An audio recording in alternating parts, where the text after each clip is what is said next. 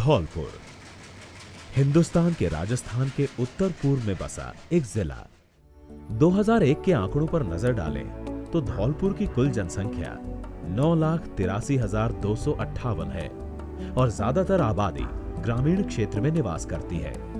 पिछले 60 सालों में देश ने हर क्षेत्र में उन्नति तो की है, लेकिन अभी एक लंबा सफर तय करना है, क्योंकि देश के विकास को शहरीकरण विकास के चश्मे से नहीं देखा जा सकता जब तक 71% ग्रामीण क्षेत्र में बसे लोगों को विकास की दिशा नहीं दी जाती।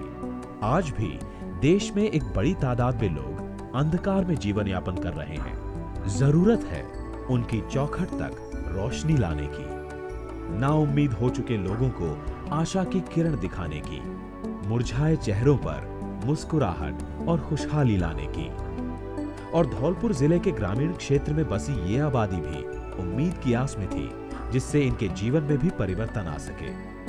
और नाउम्मीद लोगों की उम्मीद बनकर आया एक नाम, प्रदान, एक संस्था जो बिल्कुल अपने नाम की ही तरह पिछले 11 सालों से यहाँ के लोगों के बीच रहकर इन ग्रामवासियों को प्रेरणा और शक्ति प्रदान कर विकास से जोड़ने का कार्य कर रही है।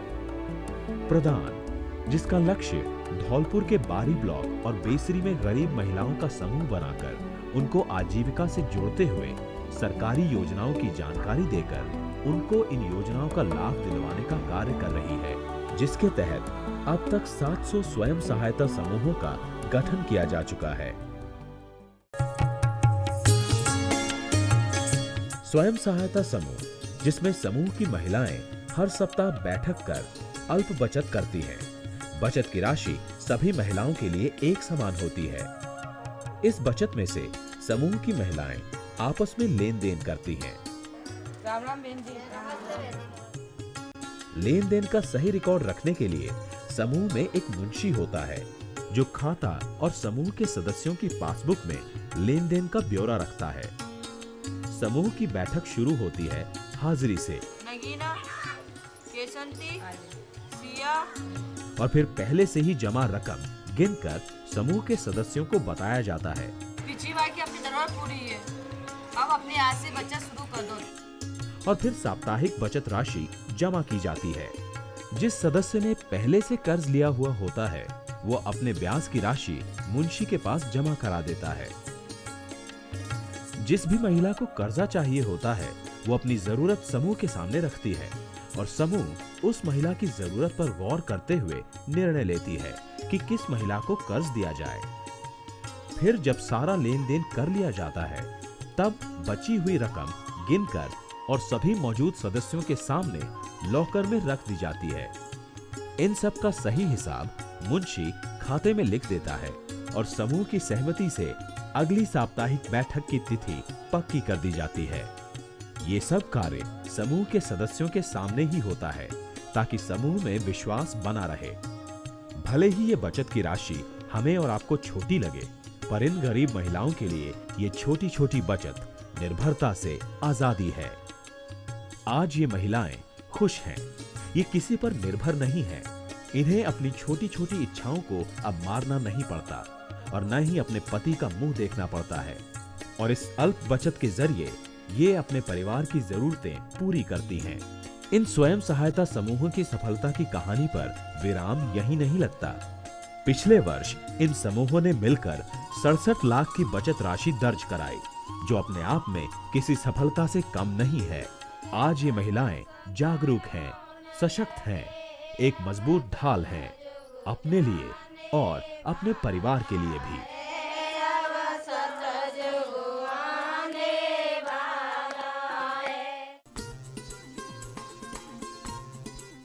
समूह की गरीब महिलाओं को आजीविका से जोड़ने के लिए उनके पास उपलब्ध साधनों जैसे कि पशुपालन और कृषि को सुदृढ़ बनाने में संस्था द्वारा योजना बनाकर कार्य किया जाता है।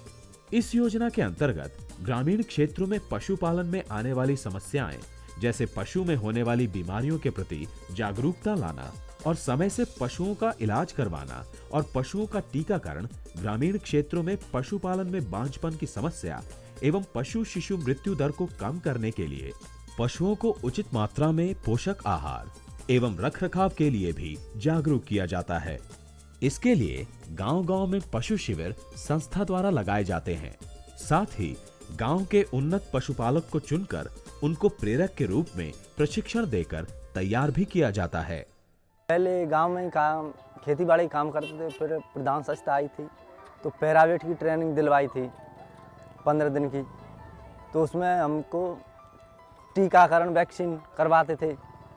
फिर बाद में इन्होंने हमको उदयपुर भेजा AI कृत्रिम गर्भाधान के लिए।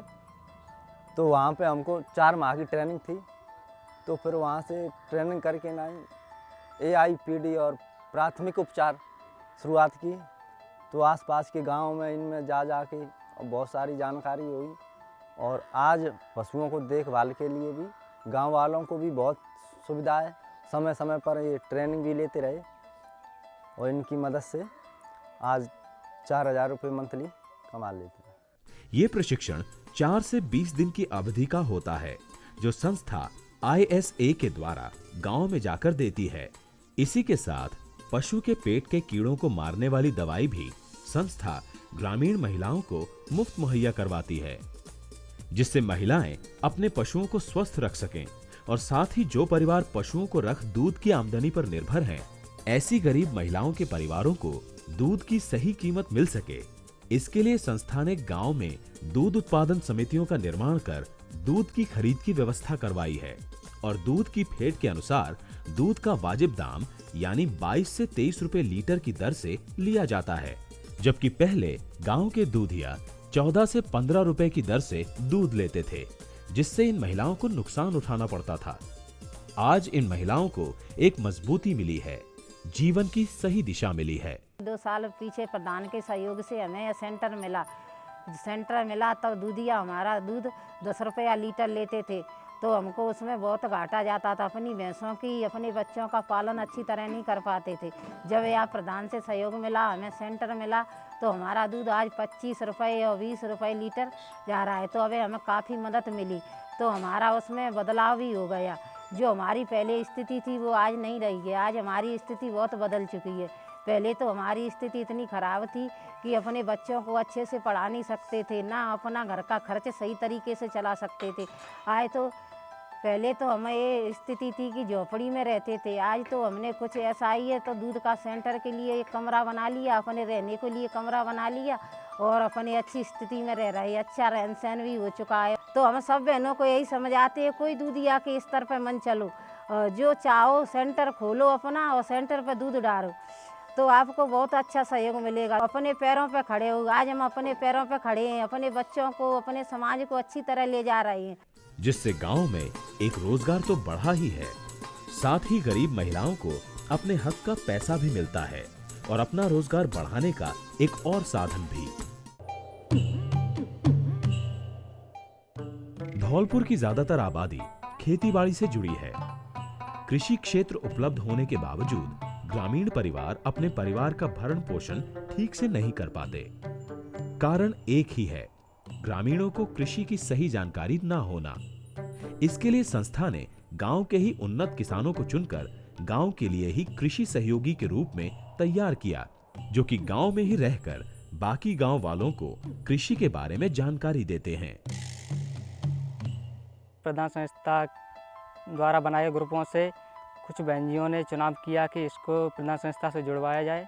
कृषि के बारे में ट्रेनिंग दी थी। अब तक मैं 10-12 ट्रेनिंग धौलपुर से ले चुका हूँ। तो मेरा काम था कि मैं गाँवों में जाके किसानों के साथ में काम करवाएं और अच्छी तरीक़ा से जो खेती होती है उससे किसानों को लाभ भी मिले।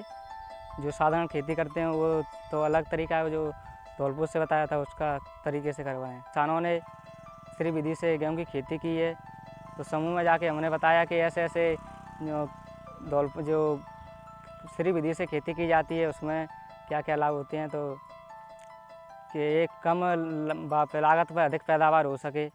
कृषि सहयोगी किसानों को फसल में लगने वाली सामग्री जैसे कि खाद, बीज आदि सही व उचित दाम पर खरीदने की सलाह के साथ साथ फसल के अनुसार खेत को तैयार कराने और बुआई करते समय उचित बीज बोने जैसी जानकारी देते हैं। समय समय पर फसल में आने वाली समस्याओं के संबंध में किसानों की सहायता करना, किसानों द्वारा फसल में किए गए कार्यों का ब्यौरा रखना ताकि आगे आने वाले समय में खामियां दूर की जा सकें। कृषि सहयोगी ये कार्य भी करते हैं। इस तरह संस्था अपने मजबूत इरादों के सहारे इन ग्रामीणों के जीवन में रंग भरने का कार्य कर रही है। इस कार्यक्रम के अंतर्गत संस्था ने इस वर्ष 6000 परिवारों के साथ जुड़कर 6250 रुपए प्रति बीघा प्रति परिवार की दर से फसलों में अधिक आमदनी प्राप्त की है, जिससे संस्था के साथ जुड़कर किसानों में खेती के प्रति खोया हुआ विश्वास जगा है। मैं खेती बाड़ी करता रहा तो मुझे कोई फ़ायदा नहीं हुई। यहाँ इसमें ज्वार है, बाजरा है, ये चीज़ करता, इसमें कोई फ़ायदा नहीं हुई। जब मैंने इनकी ओर से एक आदमी आया, इन्होंने हमने सलाह ली तो इसमें आलू बोया तो अच्छी फसल आने लगी। प्रधान संस्था से ही हमने ये लाभ लेने की इच्छा करी। पहले तो हम यहाँ गेहूँ बाजरा और ऐसी फसल करते थे। अब गेहूँ बाजरा को ख़त्म करके इसमें अपने आत्म योजना के अंतर्गत बागवानी को इसमें पौधे लगाए और वो प्रधान संस्था के जरिए से सारे काम साथ साथ में होते रहे। और बागवानी के साथ ही साथ में उन फसलों को छोड़कर इसमें लहसुन लगाया है और पहले इसमें सब्जी वगैरह सारी थी, तो उन फसलों को छोड़ कर के अब हम सब्जी के रास्ते पर ज़्यादा चल रहे हैं, क्योंकि इसमें ज़्यादा फ़ायदा होता है, कैश पेमेंट चलता है। तो उस हिसाब से अब लहसुन है, लहसुन में हमारा कायदे जो फ़ायदा है, जैसे इसमें 20 गुना फ़ायदा मिलता है जो गेहूँ बाजरे की फसल से।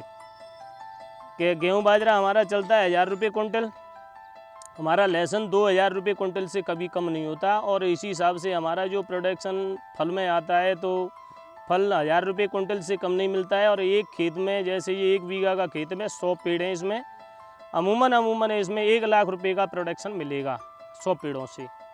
तो हमें खेती में जो गेहूँ बाजरे में मिलता है 5000 रुपये, इसमें कायदे 1 लाख रुपये प्रोडक्शन बागवानी में मिलेगा। और अमूमन 50,000 रुपये का इसमें लहसुन का प्रॉफिट होगा एक्स्ट्रा।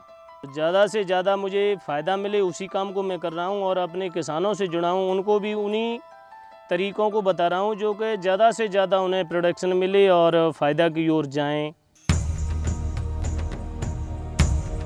इतना ही नहीं, प्रधान संस्था द्वारा बनाए गए समूह को गांव स्तर पर क्लस्टर से जोड़ा गया है। क्लस्टर प्रत्येक समूह के 2-2 प्रतिनिधियों को चुनकर बनाया गया एक समूह है, जिसमें प्रत्येक समूह में चल रही गतिविधियों पर, ग्रामीण स्तरीय परेशानियों पर, आजीविका संबंधित क्रियाकलापों तथा इससे जुड़े नए आयामों पर चर्चा की जाती है तथा चर्चा से संबंधित निर्णय लिए जाते हैं। प्रत्येक क्लस्टर से चयनित 2 प्रतिनिधि सहेली समिति की मीटिंग में जाते हैं।